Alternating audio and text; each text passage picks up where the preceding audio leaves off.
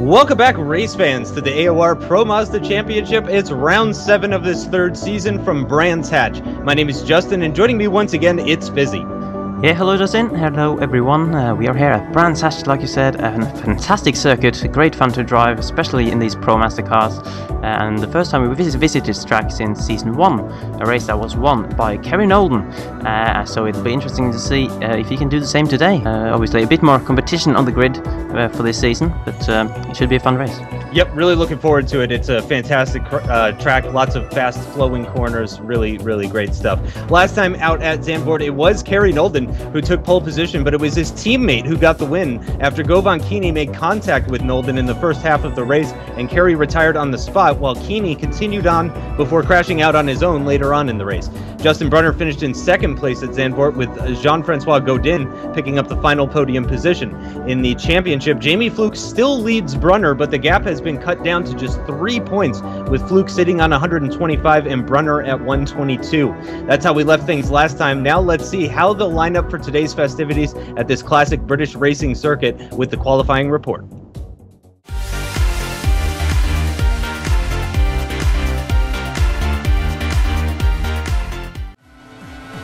Here we are on the grid at Brands Hatch for the qualifying comparison for round 7 of the season, this time featuring 1 lap from near the top of the qualifying results, which is Kerry Nolden on the left hand side, and on the right hand side 1 lap from a driver further down the order, this time Evan Imre driving his Team Tortoise car.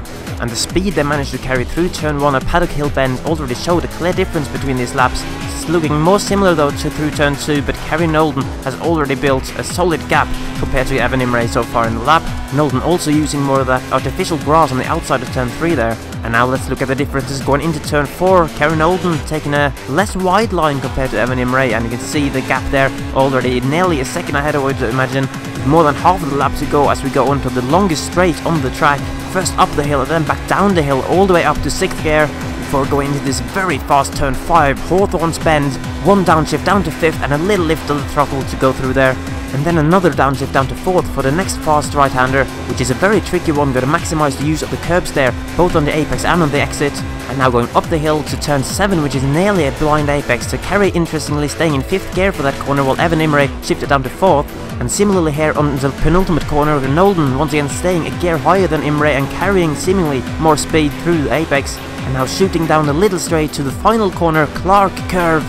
Another really fast right-hander where you just have to get the perfect line to get the maximum speed through it, and Nolden has done it absolutely beautifully to get 2nd place on the grid with a 120.028, and there was a difference to Evan Imre. He finishes in 19th place on the qualifying grid, at 1.7 seconds off Kerry. So it is Govan Keeney that takes pole position today here at Brands Hatch, just 16 1/1000ths of a second faster than Kerry Nolden, who will also be starting from the front row. Joni Takinen starts from 3rd position, and he's followed by Michael Mittner, who always seems to go quite well here at Brands Hatch, as he got a podium last time out in Season 1. Hugo Prado starts from 5th position, and Timu Valkjärvi is right behind him in 6th. Bruno Dometer in 7th. He's followed by the Carbon Racing cars of Harley Lewis and Patrick White in 8th and 10th. Phil Reed starts from 9th. Interesting to point out that both Justin Brunner and Jamie Fluke will be absent from today's race, and they are the current championship leaders, so this could be a very good opportunity for the rest of the drivers to claw back some points on those 2 guys. Fredrik Johansson with a very good qualifying performance today, starting from 11th, just outside the top 10. He's followed by Martinsen in 12th, surprisingly. Stefan Bendow in 13th. He's followed by Mark Hoppen, and Michael Mittner's teammate Christoph Leister will be starting from 15th, 9 positions behind Mittner. Jonas Puheka as well, quite a ways down in 16th position. He's followed by Rene Osterkamp, Daniel Berenson, Evan Imre, and Martinsen's teammate Neil Lucan starts from 20th. Robert Plumley starts the race from 21st position, right outside the top 20. He's followed by Leon Robinson, who surprisingly starts way down in 22nd, nearly 2 seconds off the pole position pace. Vittorio Saltalamacchio will be starting right behind his teammate in 23rd position. He's followed by Alexander Van Rompuy of ACR. Marco Bendow starts from 25th position. Jean-Francois Godin way down in 26th, and Chris Robinson and Steve Kagerer bringing up the rear as they were unable to set a lap time during the qualifying session. So that's how they'll line up for today's race. Let's head to the grid.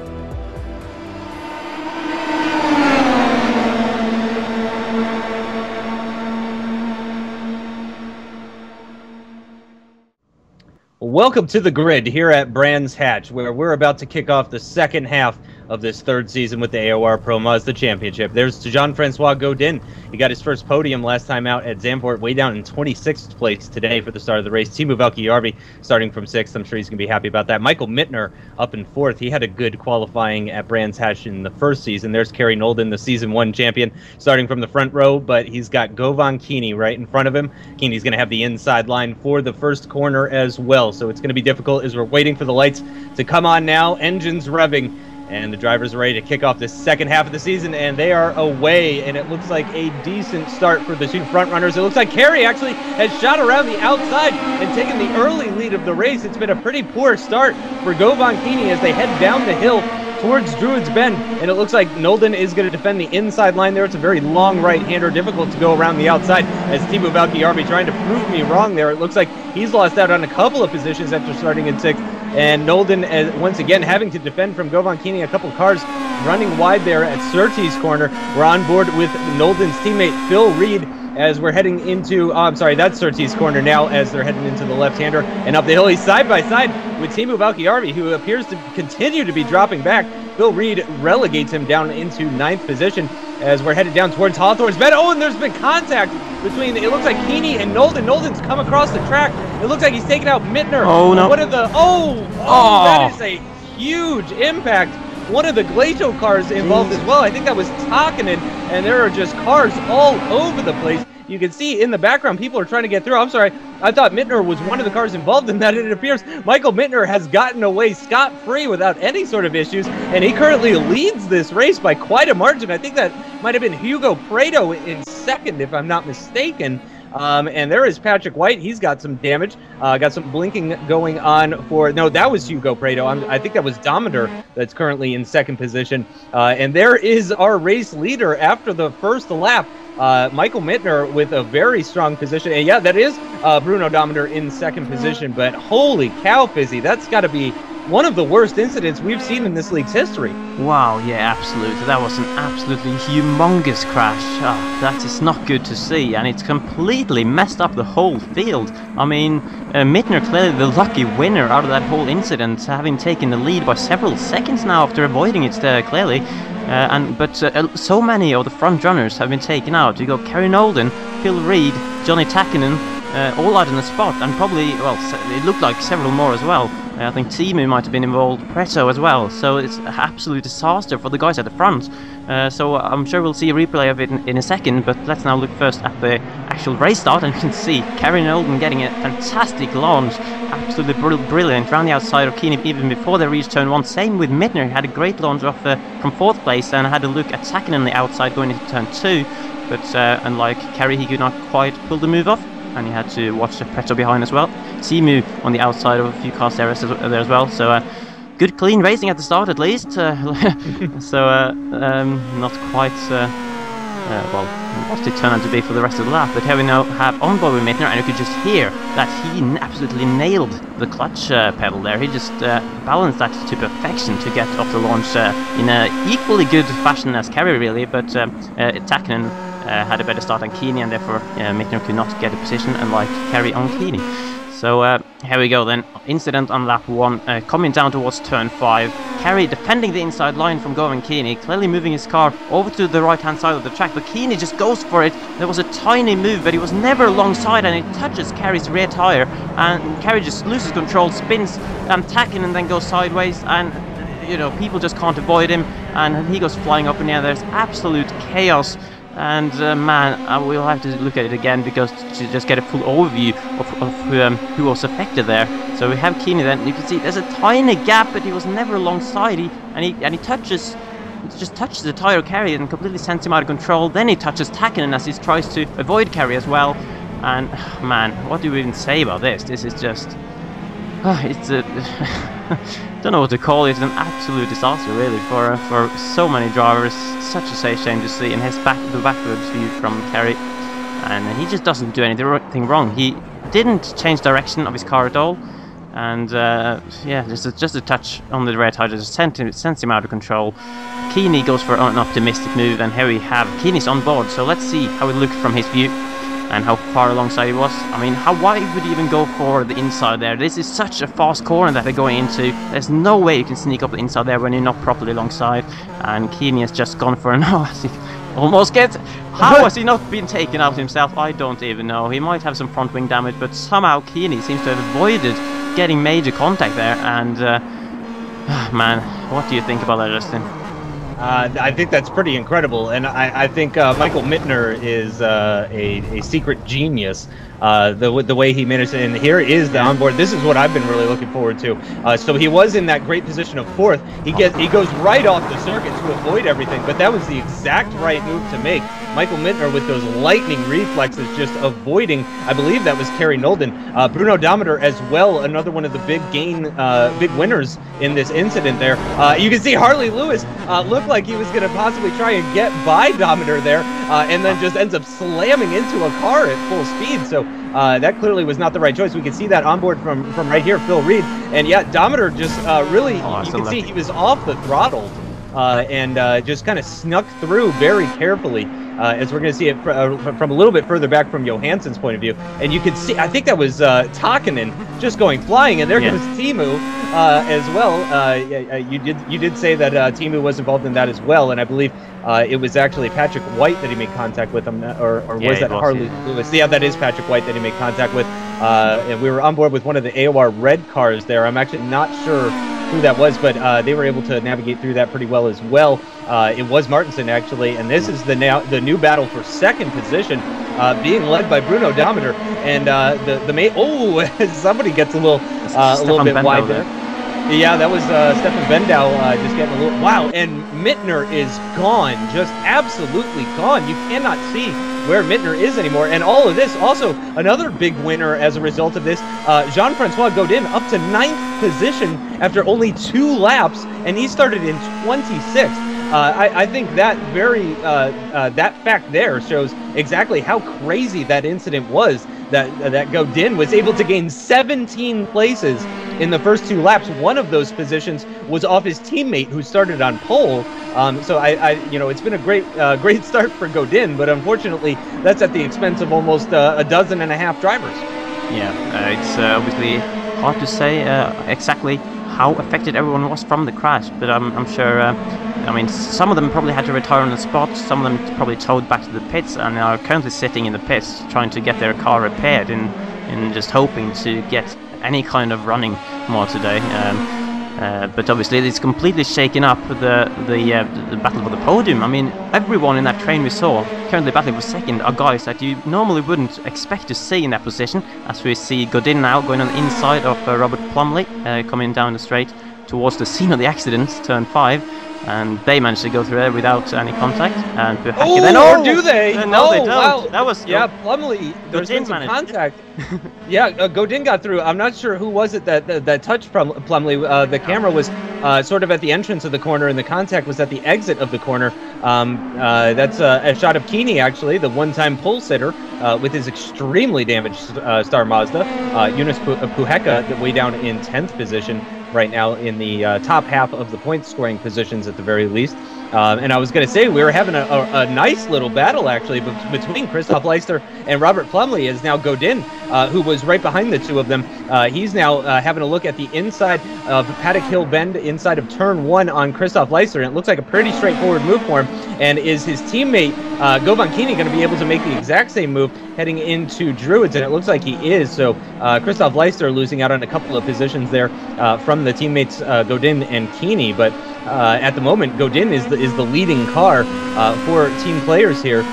Currently running now in 7th position after relegating. Wow, and he just lets his teammate right through, actually. Keeney, the one-time championship leader who runs very wide, actually. Godin takes that position straight back, yeah. I wonder if that's got anything to do with the damage that Keeney may or may not. I mean, he's clearly got some aerodynamic damage. Who knows what kind of mechanical or suspension damage he might be dealing with at the moment. Fizzy, I know you're... Yeah, right. I know you're relatively familiar with these cars. How difficult is it running around this Brands Hatch circuit in the dirty air? I imagine it's a lot of low downforce setups for this race. So is the dirty air effect really that bad? definitely feel it, but I mean, it's very much down to the setup, as you mentioned. But I find personally that high downforce tends to do the business around here, because you have a lot of high-speed corners where you just really need a downforce to get through them at a good pace, as we have Keeney now passing his teammates, and maybe this time without losing it straight after. And still, I can't believe Keeney is still going with that bend on his front wing. How he just got that little bend from all of that, what happened in lap 1. That is absolutely unbelievable. And I mean, you have to say he kind of started the whole thing with touching Carey's rear tire, and he was the one who got away with it out of the guys out in front, obviously, apart from Mittner as well. But here we got another incident on lap 1 with Saltamaki and Van Rompuy, and Saltamaki just looked to be losing it going into turn 1, under braking actually. You don't really brake much going there. You kind of just lift it, tiny dab of the brake maybe, and he just yeah, I don't know. His car just snapped, and he went straight into the side pod of Van Rompuy. Very unfortunate. And he gets out of the barrier. Yeah, didn't look like Van Rompuy hit anything. Obviously, he probably has a bit of damage to the side of his car though for the rest of this race. As we got Robinson and Lukens getting very close together there, and as well as Osterkamp and Berenson as well. This was turn 2 on the first lap, and Lukens then goes off the track. So let's see what happened from his onboard. So he just goes into turn 2, and I think Robinson actually might have slightly touched his right rear tire, or left rear tire, and he just loses. I think there might be a netcode incident actually. He might. There didn't seem to be much of a touch from Robinson's view, but Lukens clearly getting some kind of suspension damage there. So unfortunate for him, and he didn't even reach the scene of that big lap 1 incident before retiring, because I think he's actually out of this race. And Robinson now all over the back of Martinson, actually. This is for 5th position as he's looking up the inside for Clark Curve, final corner.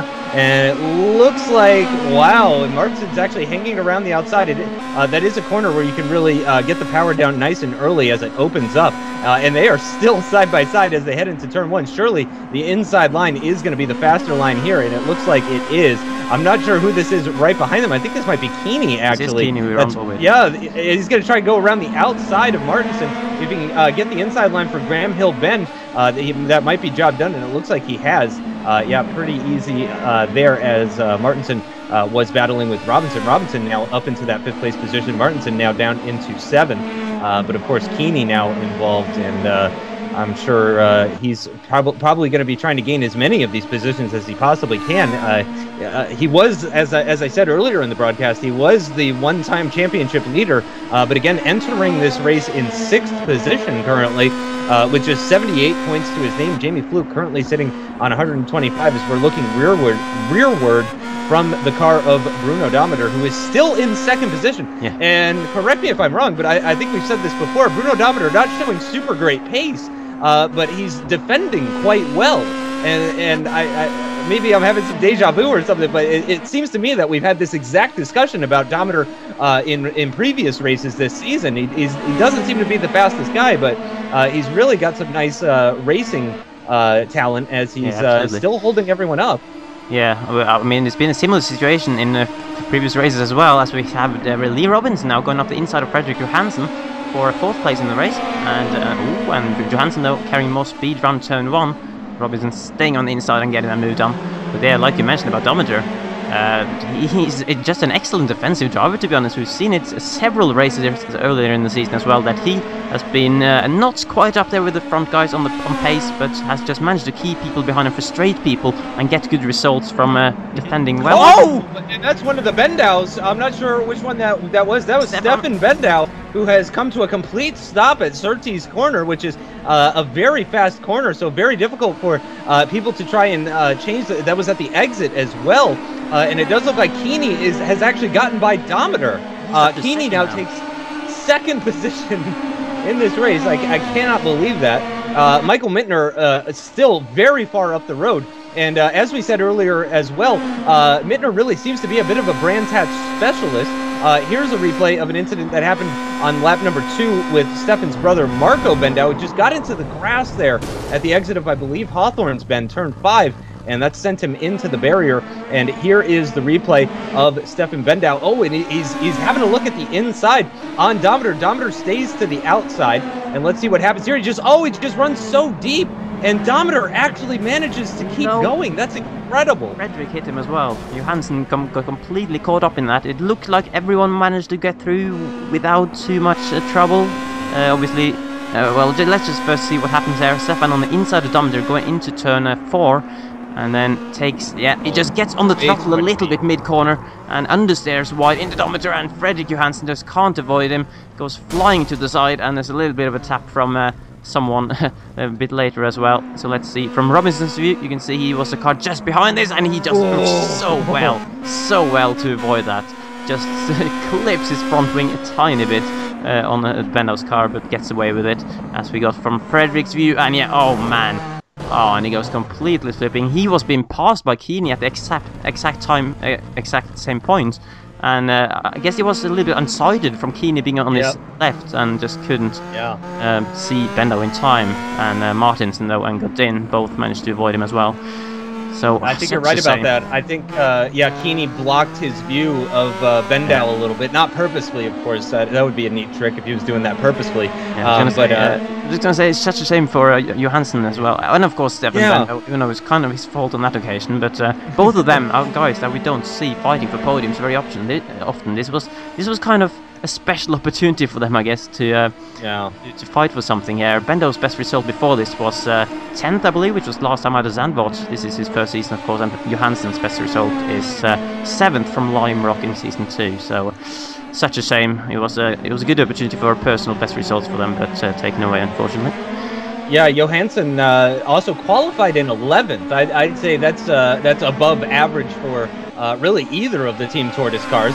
As we've got, I believe that's Godin having a look at Leon Robinson, who we're on board with right now, and it looked like he left Godin room at the inside of the corner. He's got a great run. Bruno Dometer coming out of Surtees corner on the very long run down towards Hawthorne Bed. I believe this is the longest straight on the circuit. He's going to have to go around the outside of Dometer, though.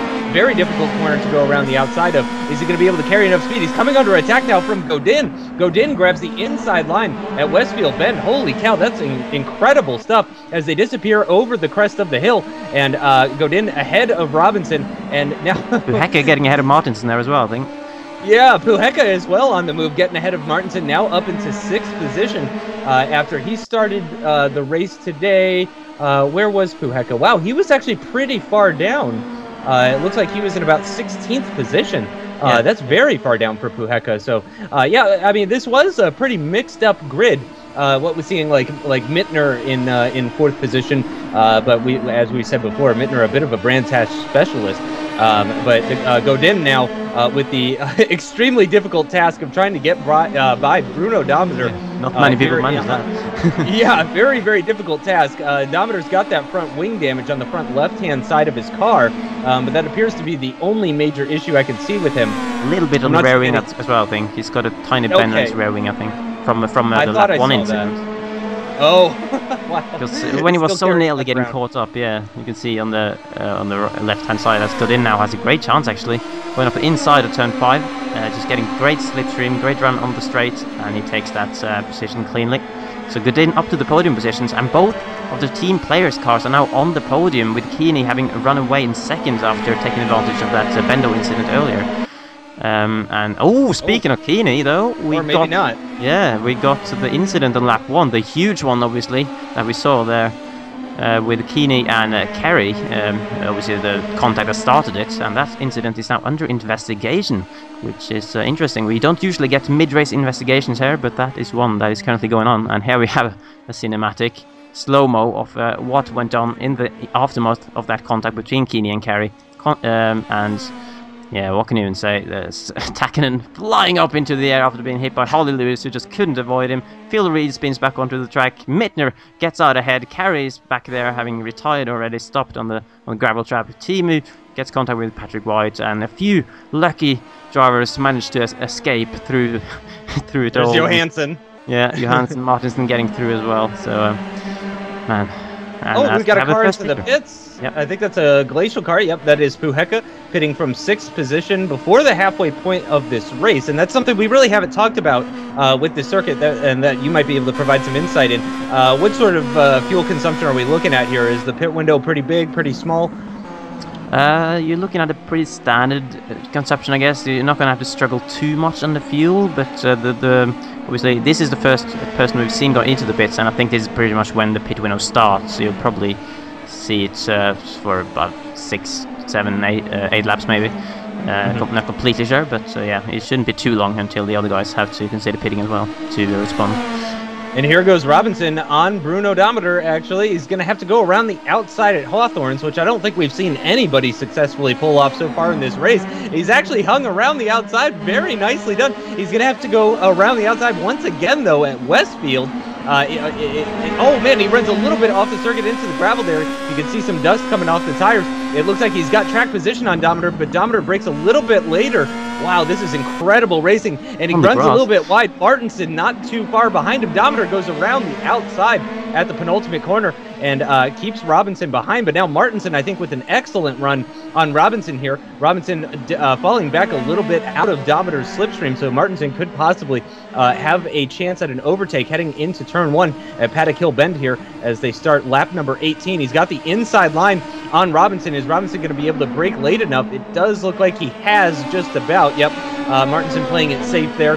No surprise after seeing the incidents that we have in this race. I imagine these guys really just want to maximize and take advantage. You know, these guys are outside the podium positions at this point, as actually the podium positions. Oh, Robinson getting a little bit squirmy there at the exit of Graham Hill Bend.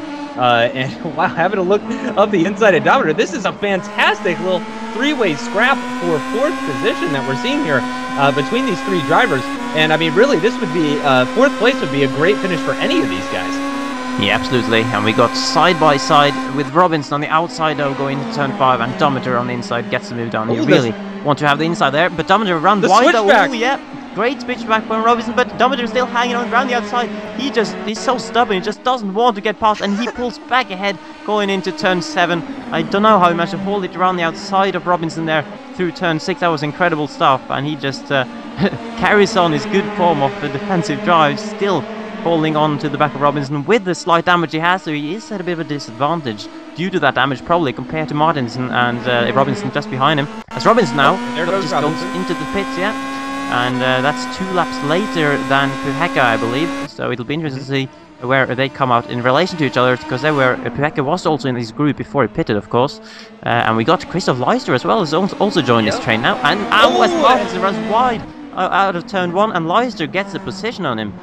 So Leister actually up to 5th. He has kind of been sitting back a little bit in the...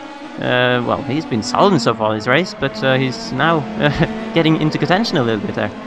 Yeah, maybe he got some tips from his teammate Michael Mittner, because he is going very well, is Christoph Leister. There is Kptk currently in 11th, and where is he going to come out in relation to Robinson? I don't see Robinson. Yeah, so wherever he is. Oh, it looks like he's up the road. Way ahead. Yeah, he's already, way ahead. Holy cow. So Kptk has lost quite a bit of time during the pit stop phase. I wonder if anything happened to him. Let's see exactly what did happen to Kptk. Oh, he crossed the white line. I'm pretty sure he crossed the line on the entrance. Yep. See the slow-mo here. He did. And he didn't. So that is a 15-second stop-go penalty in the box for him. So he would have had to sit in the box for 15 seconds before they could add any fuel.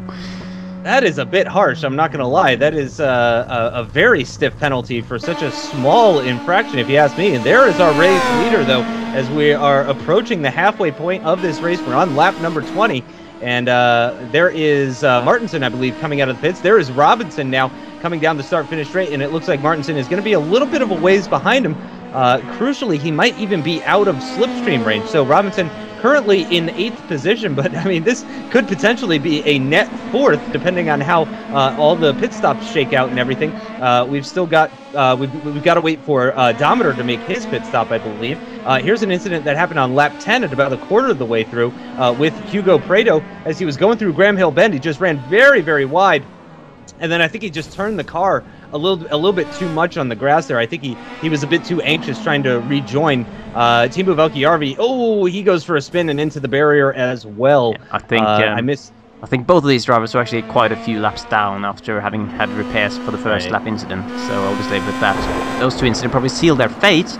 As we saw a replay of Martinson, it looked like he got on some kind of bump through turn 1 there, and just kind of threw him into the gravel a little bit. Quite lucky actually to not hit anything. As Leister man, he had been looking so good now after having passed Martinsen because of his moments, and has had a huge spin now. So that's a big shame for him. Yeah, I think that might take him out of contention for 4th. And man, 1st and 4th would be an incredible result for these teammates, as there is our leader, Michael Mittner, diving into the pits at the end of lap 23 for his mandatory pit stop for fuel and probably not tires. I still don't think anybody has intentionally taken tires at any point during the season, but having a look at Martinsen now, who's got one of the Carbon Racing cars right behind him, and he has closed up on Robinson, actually. Martinsen really not far behind Robinson now, actually. Very, very close between them. However, this Carbon Racing car is all over the back of Martinsen, so rather than focusing on Robinson ahead, I think he's focusing on the Carbon Racing car behind. Yeah, were you saying that was Harley Lewis? He is lapped, actually. I'm just checking the timing, and Harley Lewis is lapped. Yeah. Yeah, he's way down in 18th position, so I think he might be trying to unlap himself. Yeah, maybe. I mean, based on qualifying, he should have the pace on both Robinson and Martinsen, so he might be actually wanting to get through, but obviously I'm sure he won't be trying anything aggressive to get past him, because he obviously he is lapped, so he doesn't want to interfere with their race. Lewis still going, and one of the guys who have been managing to keep going after being caught up in that lap 1 into amazingly. Yeah, somehow he was the guy who hit Takkinen into the air, wasn't he? So, right. Yeah. Both the Carbon Racing cars actually were heavily affected by that. Oh no, and Bruno. No. Oh man, I mean, that's unfortunate to see. It really is. So that's pretty much, yeah. So that gives Lee and Robinson 4th position. Dometer drops down to 6th position, possibly behind. Oh, okay. That's exactly who I was going to ask about. Thank you so much for that. So he is still ahead of Kuheka, who also got a 15-second time penalty for the exact same issue. As we skip ahead now to the end of lap 29, Michael Mittner still in a comfortable first-place position. Yeah, I cannot see Govan Keeney anywhere behind him. Those look like a couple of lapped cars that were behind him. I don't think the second one in the background there was Govan Keeney. But you got to say, it's looking very, very good for Michael Mittner to pick up his first race win. Yeah, absolutely. It would be the first race win. He has I believe he has one podium only from previous races. That was, funnily enough, from Brands Hatch, yes, in season 1, when he qualified on 2nd. Oh no! And he's I think we cursed him. That is very unfortunate. Where's Keeney? There he is. Oh, Keeney's going to take the lead there. Mittner's lost it completely. Of course, Keeney is under investigation, though, so Mittner hasn't lost it exactly. I mean, he's not going to know that Keeney is under investigation, so I'm sure he is very upset in the cockpit of that Star Mazda right now, very, very upset about making that mistake, but he's only lost out on the one position so far, and that position is to the man who may, in fact, be picking up a penalty as a result of the lap 1 shenanigans. Mittner running a little bit wide there, but not too wide, so he keeps it, for the most part, on the track, but I wonder how close he is now, as we're going to get a replay of that spin on lap number 30 from Michael Mittner, and yep, it looks like he just went a little bit deep heading into Cersei's corner, and look at that, he's halfway into the infield, just doing a bit of lawn maintenance. Yeah, and got a little eager on the throttle there while he was still on the grass. You can see he was trying to spin back around the right way, and I think he nearly did a complete 360, so he's facing the wrong way right now, and he's going to do a little spin around to get pointing the right way, and he gives it a nice stab at the throttle. Oh, and almost goes the wrong direction. Yeah, gets it pointing in the right direction, and thankfully not too many cars are coming, so he's able to rejoin the track relatively quickly. But man, that is hopefully he cannot make any more mistakes like that. Otherwise, he's gonna end up battling these guys here in the battle for 4th position, going up against Robinson. Robinson, I believe, is lapping Mark Hoppen here, if I'm not mistaken. I think Hoppen is a lap down at this point. There's no way he's still out here on lap 34. Oh, Robinson getting a little bit squirrely coming out of Graham Hill Bend there. Lots of wheel spin and oversteer for him there.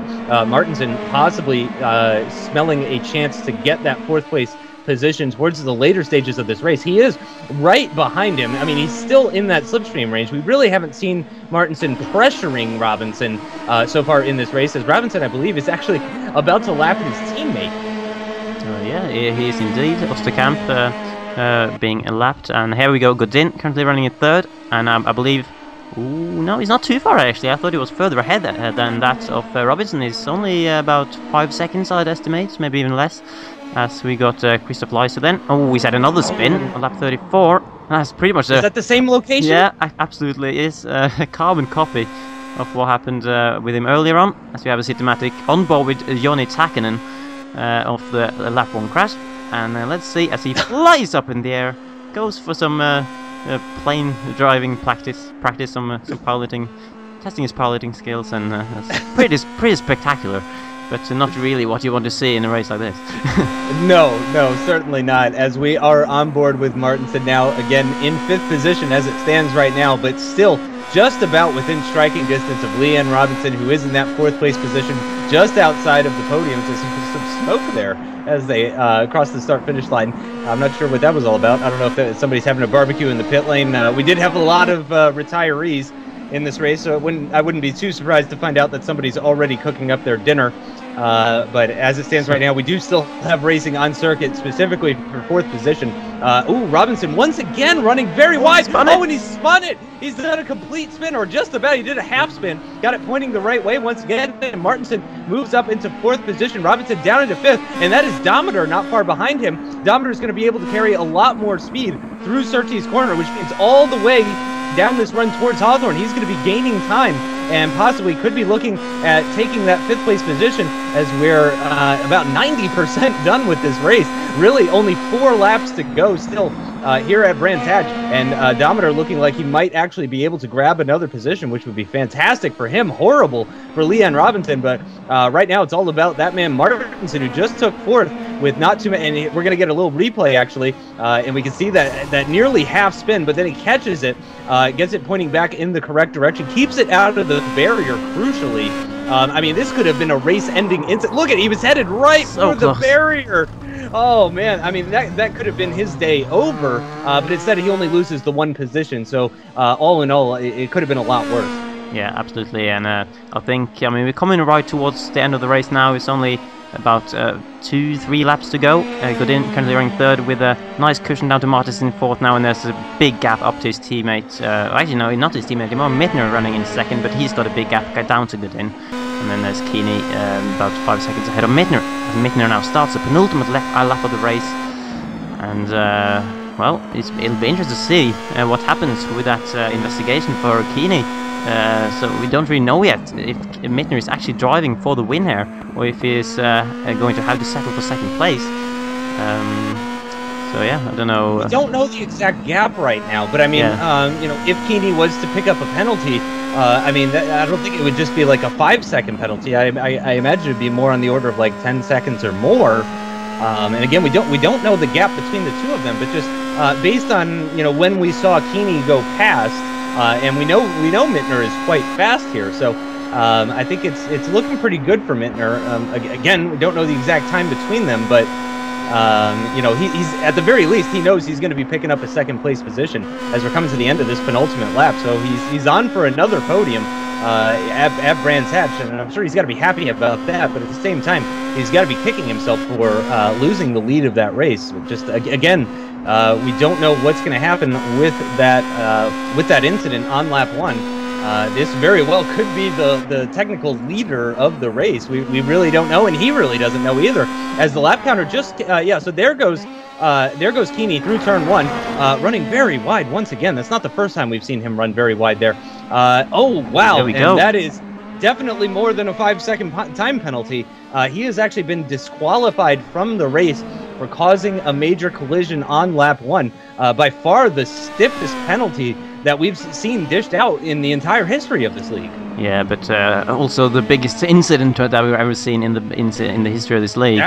In fact, affecting so many drivers. I mean, I'm sure there were a lot of unhappy drivers after that would have been on the phone to the stewards, on the radio to the stewards, asking them to do something about that, because there was so many drivers getting taken out, getting their race ended early. And of course, Keeney has the history. He has had some incidents earlier on this season. He obviously hit Kerry last time out at Zandvoort. He had a collision with Phil Reed at Mid-Ohio. He also came together with Patrick White in Montreal, so it's not the first time that he's been involved in something like this. Right, yeah. And what that means, of course, is that Martinson now sitting in a podium position in third, which means Robinson is going to be extra upset after that spin that he had on the Cooper Straight between Graham Hill Bend and Surtees Corner. So there is Govan Keeney crossing the line, but there is your race winner, Michael Mittner, who is nearly coming up to lap his teammate, Christoph Leister, actually. So huge congratulations to Michael Mittner, picking up his first win in the league history. And I'm not sure he knows about the fact that he just won the race. I feel like he'd be doing a lot more swerving and a lot more donuts if he knew exactly what had happened. But Godin, once again, picking up another podium. So another fantastic result for Jean-Francois Godin. We've got the battle for fourth position, though, still raging on. Bruno Dometer is going to try it around the outside at Clark Curve, the final corner for this race. Leon Robinson with the shorter line to the shorter run to the line, though, and it does look like he's going to hold on to that fourth place position, barely ahead of Bruno Dometer, who once again probably would have been on the podium if it wasn't for that 15-second time penalty that he picked up. Puheka as well has to be wondering, what could have been if not for crossing the white line at the pit entrance there. Evan Imre coming home now for Team Tortoise after what was looking like it could be a fantastic race for Team Tortoise. Really, personal best result though for Imre, I gotta say. Yeah, shoot in there. 7th place. Yeah, Imre in the top 10. Yeah, that is a great result for Evan Imre. So congratulations to him. But yeah, I mean, I think Team Tortoise could have had both drivers in the top 10 pretty easily. So in the end, Michael Mittner 24.7 seconds ahead of Jean-Francois Godin. That's got to be one of the largest gaps by a leader that we've ever seen, possibly the largest gap we've ever seen in a race. I mean, that was huge. Martinson, in the end, 6 seconds behind Godin, another 6 seconds between Martinson and Robinson, with Dometer finishing just over a 10th behind Robinson, very close between them. Puheka 10 seconds back, Evan Imre another 20 seconds back, and then every driver below Imre was actually lapped. Technically, Christoph Leister getting lapped, as well as Berenson and Steve Kagerer rounding out the top 10 in what was a very exciting race, especially exciting on lap 1. Alexander Van Rompuy picking up some points there, a nice double-digit points finish for him, picking up 10 points in 11th. Chris Robinson picking up 9 points in 12th. Rene Osterkamp picking up 8 points in 13th. He's followed by Plumley, White, Hoppen, and Lewis, who all pick up half points. So 3.5 for Plumley, 3 for White, 2.5 for Hoppen, 2 for Lewis. And then we have all the DNFers, both of the Bendow brothers, Frederick Johansson as well, which is just so unfortunate for Johansson. Hugo Prado, who's got a little bit of a following in this series, unfortunately being knocked out as well, as well as Timu Valkjärvi, Vittorio Satalamakia, Kerry Nolden, Joni Takanen, Phil Reed, Neil Lukens, and Govan Keeney getting disqualified. So Jamie Fluke and Justin Brunner, who were not even here, still leading this championship 125 to 122. But you can see there's been quite a shakeup down at the bottom there, hasn't there, Fizz? Yeah, I just have to mention though that, Fluke and Brunner's rivals had a huge opportunity here today to capitalize on them not being here, but instead most of them got taken out on lap 1 thanks to the incident with the Keeney. Reed not finishing, and Kerry not finishing, Takanen not finishing, but good day then for Godin actually, because he got second in the end and moved up to 4th in this championship. Martinson up to 5th, but Takanen down to 6th as a result of that. So Puheka up to 7th, Keeney moving down to 8th now, so his championship hunt is pretty much over now, I think, after leading right at the start of the season. And then on the second page we got Patrick White moving down to 11th, Osterkamp now 12th, and Imre with that 7th place moving up to 13th. Kagerer stays in 14th, and then we got Timi Valkjärvi and Dometer on the same amount of points, 43, and Harley Lewis as well on the same amount of points, and only 1 point behind them is Leanne Robinson, extremely close there in the middle of the standings, and Berenson very close as well. So yeah, certainly a lot of positions to fight for everyone going into the last 5 races of the season. Yeah, no doubt about that. Christoph Leister, I imagine, has to be wondering, what could have been. Maybe he did, in fact, borrow a setup from Michael Mittner, who clearly is a Brands Hatch specialist. and maybe Leicester just wasn't getting along very well with that setup potentially. But it worked out very well for Michael Mittner, who stands on the podium. Wow, so he's 2 for 2 at Brands Hatch as far as being on the podium. This time with the win, though. Glacier Racing does move ahead in the Teams Championship, ahead of Team AOR Blue. It's just 3 points between them. Team players still in 3rd position, probably thanks to Jean-Francois Godin, and sitting on 154 points, 18 points behind Glacier Racing. So it's actually still quite close in the Teams Championship as we're now into the second half of this season. Just 18 points separating the top 3. It's very close. Yeah, very close. And Red Revolution GP as well, very close to Vortex for that 4th place. Fluke still as a lone man team there, flying the flag for Red Evolution. And then you had Team AOR just ahead of Carbon Racing, who were very unfortunate today, both getting caught up in the incident. TDT Racing and Avid Chronic Racing both moving up a few spots, with KP Racing, Kenduchi Racing and TNT Racing losing out a few spots. So yeah, so that's gonna do it for Brands Hatch. Next time it's gonna be Road Atlanta. Very difficult circuit, personally for me. I mean, turn 1 is really exciting. Major overtaking location probably there at turn 10. Final couple corners are pretty exciting. I'm looking forward to it, though. I imagine it's going to be at least a cleaner race than it was today at Brands Hatch. But thank you, Fizzy, so much for joining me in the commentary. Thanks everyone for watching.